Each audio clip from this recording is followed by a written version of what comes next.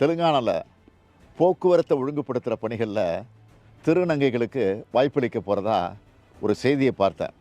தமிழ்நாட்டிலையும் இப்படி செயல்படுத்தலாம்னு முடிவெடுத்தோம். அதன்படி ஊர்காவல் படையில் திருநங்கைகளையும் ஈடுபடுத்துகிற அறிவிப்புக்கு பெரிய வரவேற்பு கிடைச்சிருக்கு.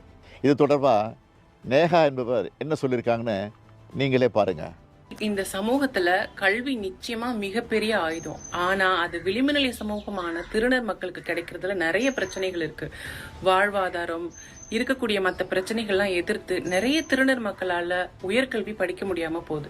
அதுக்காக எல்லாருக்கும் எல்லாம் திட்டம், புதுமை பெண், தமிழ் புதல்வன் அப்படிங்கிற திட்டத்துக்கு கீழே மாசம் 1000 ரூபாய் ஊக்குவிக்கும் வகையில தமிழ்நாடு அரசு கொடுக்க போகுது.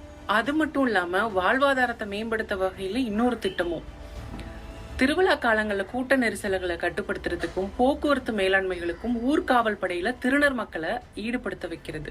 எல்லா ஊர்காவல் படையினர் மாதிரியும் மதிப்பூதியம், சீருடை, உயரிய பயிற்சிகள் அப்படின்னு சொல்லிட்டு செயல்படுத்த அரசு இந்த எல்லாருக்கும் எல்லாம் திட்டத்திலையும் சொல்லியிருக்காங்க. அப்படிங்கிறது இன்னொரு மிகப்பெரிய சந்தோஷமான விஷயம். கொஞ்ச நாளைக்கு முன்னாடி